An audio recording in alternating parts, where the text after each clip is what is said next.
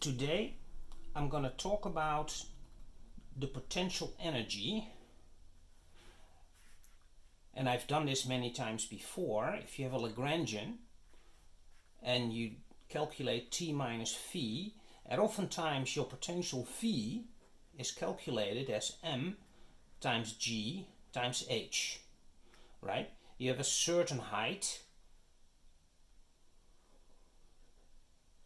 there is gravity, and your potential energy as a consequence is m times g times h if you have a mass m, a certain height from the surface of the earth. Okay? Today we're going to derive that. Where does this come from? And we're going to use Newton's universal law of gravity to actually calculate this. Okay? So the situation is the following. You have the earth, which is a sphere. Okay? That's the center of the earth. You have a radius of the earth, r-e. You have a mass of the earth, m.e. And there's a particle, m, that is a height h from the surface of the earth. Okay? So this piece is re. Okay? And that piece is h. And now we're going to try to calculate what the potential energy is of this particle at a certain height h. And we try to get to this formula using Newton's universal law of gravity. So let's write down Newton's universal law of gravity. F equals m1, and in this case this is m1, right? You have m2, which is in our case mass of the earth. You have your universal constant of gravity from Newton, and you have r squared, and that's your universal law of gravity. Gravity is a conservative force, and since it is a conservative force, you can write F in the form of a negative gradient of a potential V. Okay? You can do that.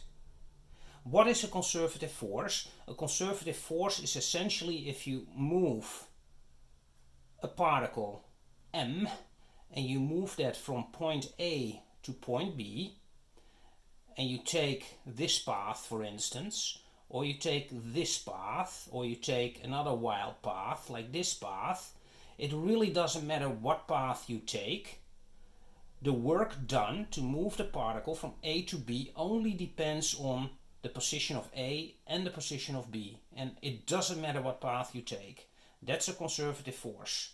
And you can kind of see that that's the case with the universal law of gravity from Newton, because it's a central force that is spherically symmetric and only depends on the distance between the center of the mass and the other center of the mass you want to calculate the force of.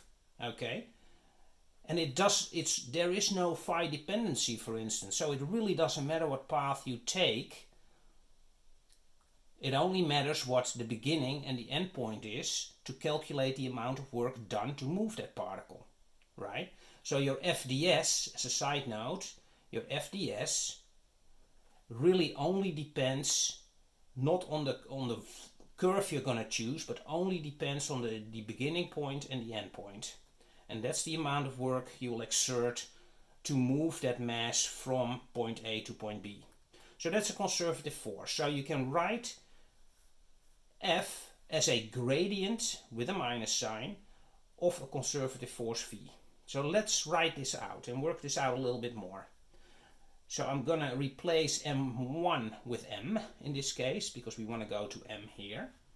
So that's m times mass of the earth times g over r squared equals minus, and that's the gradient, ddr of Vr. Okay? Now we're going to integrate left and right. We're going to integrate me times g over r squared. We're going to integrate that towards r, and we're going to integrate this one. That will be a Vr plus some sort of constant. And here we're going to integrate from r to infinity. Okay? That's what we're going to do. We're going to integrate from r towards infinity. Okay? So if you do that, what that means, by the way, if you integrate from r to infinity, what you essentially do is you calculate the work to move this particle that is at a certain height or at a certain radius from the center here. You move it from that radius r up to infinity. That amount of work is defined as the potential energy. Yeah, that's how I do it here. So if we calculate this out, we get m times me times g. We get an r here with a minus sign because we did the integration. And then we're going to fill that out between infinity and r. And that is equal to minus Vr plus k.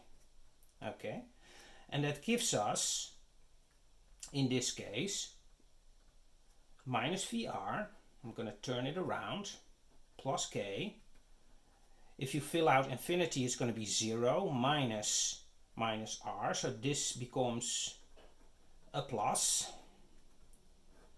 and you get this as a result. Okay. So what we can now say is that we have a Vr that is minus me times g over r plus some other constant k1.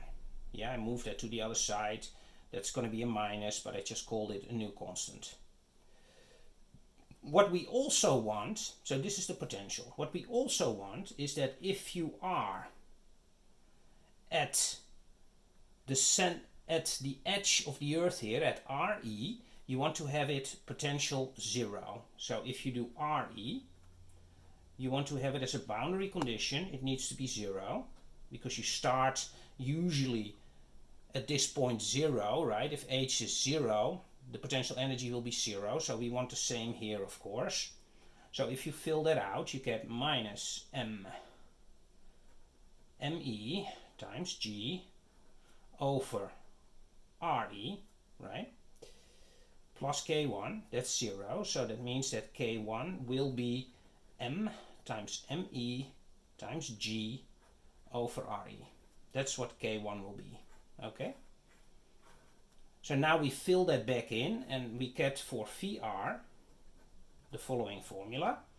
We get minus me g over r plus me g over re. Okay? Now we have this, and that's already a good start. But this r runs all the way from here where r is 0 to here where r is re plus h. And we're interested in what the potential energy is with respect to the surface of the Earth and not the center of the Earth. So what we're going to do is we're going to say, okay, I'm going to calculate phi, and I'm going to make it dependent just on h. And the only thing you have to do is here, you fill this out again, and you just fill out r, which is now re plus h. That's what r is, and h is now the variable. Okay? We had r the variable here, h is the variable there. So you fill this out again. And now we're going to do a Taylor expansion. We're going to assume that h is very small. Okay? Compared to re, so you can do a first order Taylor expansion. If you do that, you get the following. me times g over re. That's the first term of the Taylor expansion of this thing. Right? And you can already see that this one and this one will disappear. So that's that term. And you have the following term, which is plus me times g over re squared times h. Okay? Times h. And then you have to add in this one, of course. re. Okay. Now we can do the following simplification, we can take these out. Okay, so that disappears. And this piece over here is small g. If you fill this out, if you go on the internet and you find out what the mass of the Earth is, the radius of the Earth, and your universal constant from Newton's universal constant of gravity, you fill that out and you get indeed 9.81 if you fill that out based on the numbers you can find on the internet. Okay? And if you do that, then you have m times g times h. Okay? And that's your potential energy. And that's what we always use. But now you also know where it comes from, which is fantastic. I think it's really cool that just using Newton's universal law of gravity and the fact that F is a conservative force, you can actually calculate what the potential energy is close to the Earth, of course. So this only holds if you're close to the Earth. If H is much, much smaller than RE, otherwise it's not going to hold. But in this case, for experiments on the Earth or at the Earth's surface, not too far from it, this will hold. Okay? I think this is a great place to stop. If you like this video, please subscribe and please like, and I'll see you in the next one.